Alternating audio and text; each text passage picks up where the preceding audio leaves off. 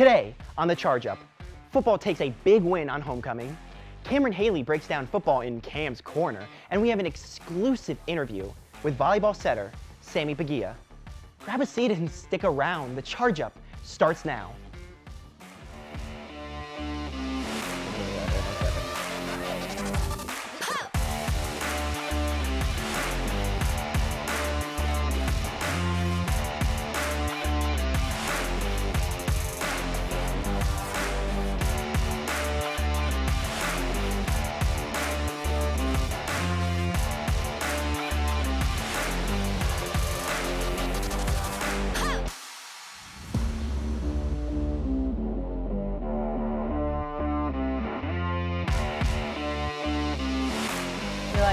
I'm gonna have some big words, okay? Hey everyone, welcome in to this week's edition of The Charge Up. I'm Gio Gomez, and with me today is Deshanae Andrew and Lindsay Miller. What's up, ladies? It's been a great week. Not too much, just hanging out. Well, I'm glad everyone's doing well. So let's get into the action. Volleyball took the court at Charger Gymnasium Wednesday and took down Caldwell in straight sets as the team improves to 7-5 overall. For more with volleyball, our Ethan Cardona sat down with freshman center Sammy Bagia to get her thoughts on the season thus far. Thanks, Gio. Volleyball's gotten off to a hot start, and freshman setter Sammy Bagia's done just the same, averaging 15 assists per match. And I'm here with Sammy right now. Sammy, how are you? Hey, Ethan, how are you? Thank you for having me. Of course. So you looked at about 17 schools, if I remember correctly. So why the University of New Haven? What stood out to you?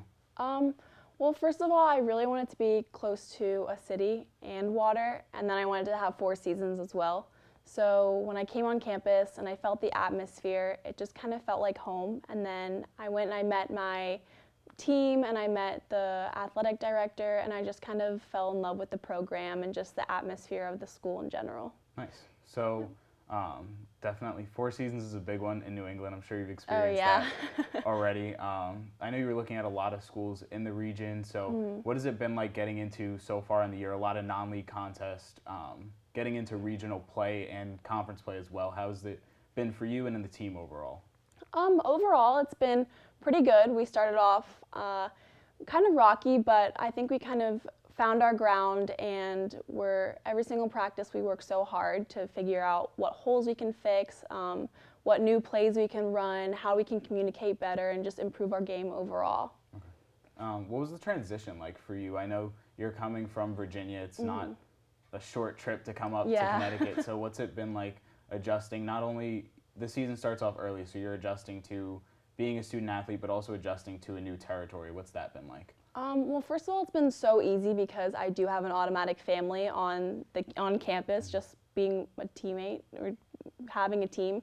But I do miss my family from time to time, but it has been an easy transition just because like my coaches, and there's not much time to just sit around and wonder like what could I be doing if I'm at home. So I'm just keeping busy with school and volleyball and just managing my time. So. Okay.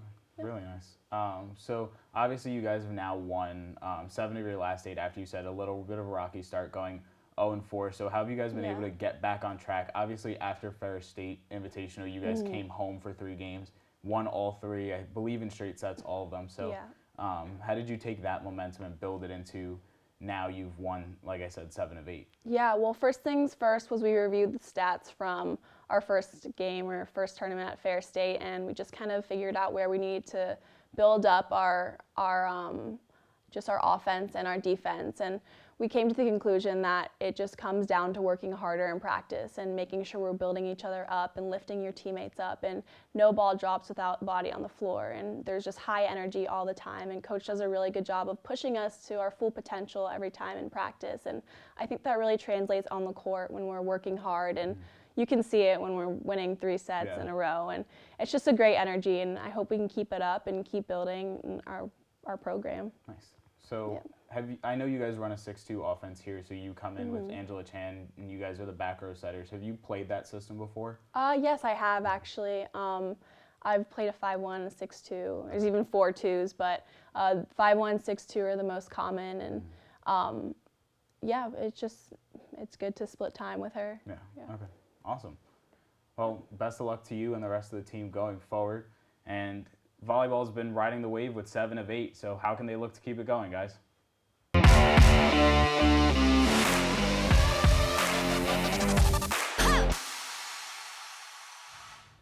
Thanks, Ethan. Well, what I think is that to keep that win streak, they need to keep that team chemistry because there's already a lot of new players, and I think so far they know what they're doing. Team chemistry is definitely something they should work on. They have a lot of underclassmen on their team, so as the season develops more, I think the team chemistry will also do the same. They had some early losses this season, and I think by the end of the season, they'll really do a good job. I'm just going to keep it simple. They just need to keep doing what they're doing. I mean, a lot of the times you start winning a lot of games and getting ahead and you kind of want to do more or think you're doing better than you are and start changing things up, but just they stay the course and keep this run going. I don't see them stopping anytime soon. Definitely. Agreed. I think the fact that they also lost their starting center and libero both this year, and yet they're still winning 7 out of 8 of their last games, it's ridiculous. I mean, that's some real good turnover right there. Right, they're taking risks. They're doing what they need to do to get to the next win and taking it a game at a time, so that's good. And a lot of people are stepping up, like Callie Greathead. Again, she had 12 kills, so that was, very helpful for them. And with this freshman core, I could see them going far in the next few years and far this year. Right. So volleyball will look to make it 5 in a row Wednesday when they host Bridgeport at Charger Gym. First serve is set for 7 p.m.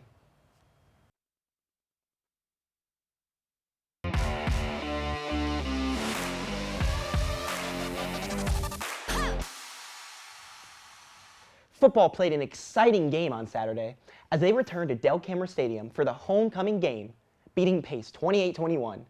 For more on football's huge win, we send it over to Cameron Haley in Cam's Corner. Thanks, Gio, and welcome to Cam's Corner, my in-depth look at the most exciting event from this week in Chargers Nation.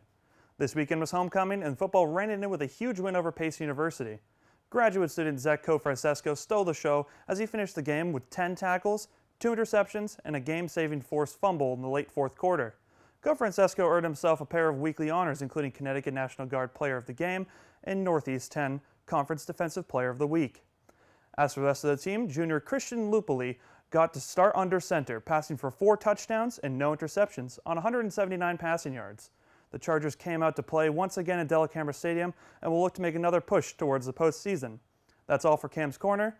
Gio, back to you. So, it was a win. I'm happy.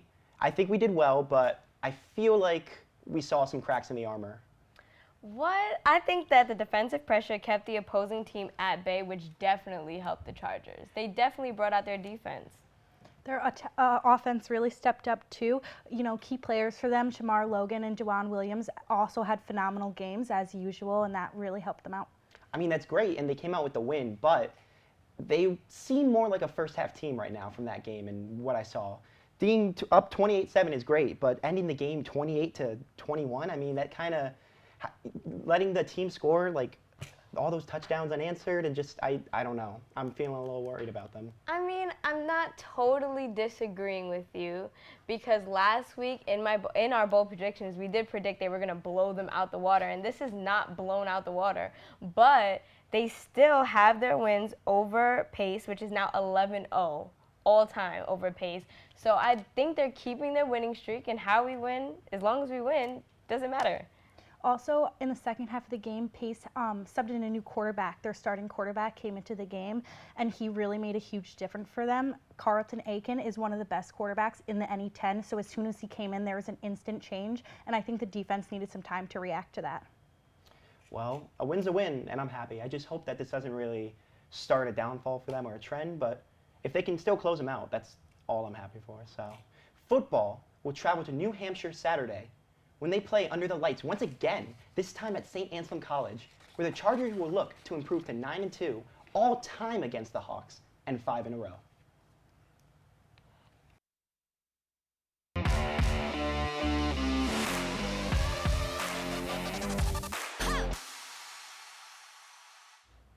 Women's soccer fell to Mercy Tuesday afternoon 2-0 as they dropped to 2-8-1 on the year. What needs to improve for the Chargers this season? I would say definitely their team chemistry needs to improve, and I think that will help bring on some wins, definitely. I agree. I think they're having a tough time getting the ball on their side of the field, which is lacking with their shots on goal. And that's something we talked about last week, is that if they're not taking any shots on goal, then they don't have any opportunity to score. And how are you going to win games if you can't score? Speaking of those shots, they only took one shot on goal and had 12 saves. The fact that they're saving the ball and like trying to play backwards more than they are taking shots and taking control of the game kind of shows just right there what the problem is, really. They just need a bit of balance. Their defense seems to be great with the stats that you just gave. So maybe it's just about their offense now. And once they get that, balance it out, maybe watch some footage, see what they can do better. I could see some improvement happening. I definitely agree with that. Yeah, with that offense stepping up and that defense playing as great as it is, I feel like you're right. They could do pretty well if that happens. So let's hope so. Women's soccer will return to the field Saturday when they host Franklin Pierce at Kathy Solad Stadium. Kickoff is set for 1 p.m.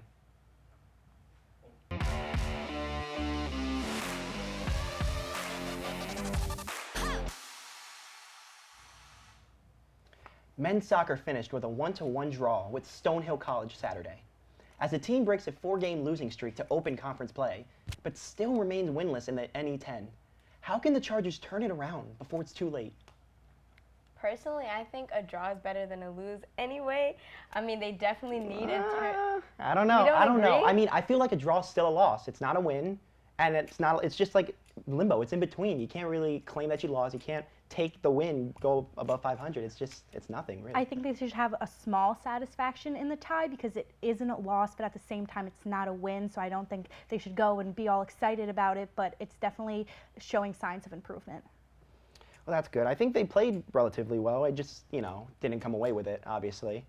This next game coming up is going to be interesting because Brian Quinn, who used to coach at Southern, who's coaching us right now for the first year, will be going down there. So That would be great if they do win, because then that means that he gets to beat his former team, and not only that, that will also be our first win since 1984. 1984, it's been 35 years since 35 New Haven has years. beat Southern Connecticut in men's soccer. I mean, that seems like enough motivation there. 35 years, and the coach that used to coach there is coming down to try and get that first win. It'd be a big deal. Definitely a big game for them. Hopefully Agreed. it's not another draw, but I mean, Come on, it's not that bad. it's not that bad. But a draw, I feel like a draw is a loss. But Understood.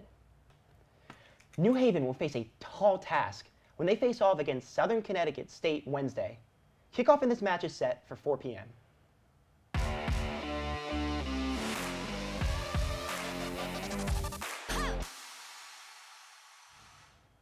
Field hockey fell to the number 2 team in the nation, Westchester University, on Saturday, 6-0 in Pennsylvania. The Chargers now fall to 4-7 after playing their third top 10 opponent of the year. How can the Chargers maintain composure through this stretch? Honestly, I feel like we have to give them some credit. They have been playing tough competition, but for the most part, I think they're not taking enough risk on their offensive side. Again, this game, they took 0 shots on goal, and we go back to what we talked about with soccer. If you're not taking shots on goal, how are you going to score? This is really a major problem for them, but like she said, they are playing some of the best teams in the country, so it's going to be more difficult in these games. Yeah, you were saying, like, defense is important. Defense is good. It's good to have a great defense, but if your offense isn't putting in as much, sometimes it just kind of cancels each other out. You need input from both teams. If one's doing better than the other, that's fine, but you can't just have one side kind of controlling the game. Right. I mean, their 14 saves by Natalie Shaker were amazing. But at the same time, again, they have to start taking risks. And like you said, you can't keep just playing defense and not enough offense. So I think that's their biggest thing right now. Maybe they can focus in on their offense more. So. Right, the goalie stepped up last game, so I think that slowly other people need to start stepping up as well, and hopefully they can start beating some of these top teams. Yeah, like you said, there's a lot of top teams. It's pretty tough for them. I just hope that in spite of the difficultness and the losing already, that they're not afraid or just don't give up, and they keep taking shots and just trying their best, and maybe they'll produce a win soon, and their offense will finally show up. Maintaining confidence, definitely. So field hockey will host number 8 Assumption in West Haven on Wednesday, with first draw set for 1 p.m.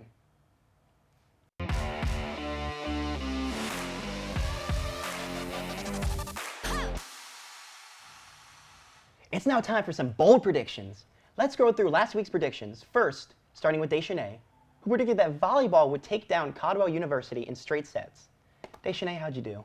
Well, proudly, I'd like to say that I was correct, and that means that they are now 4-0 against Caldwell.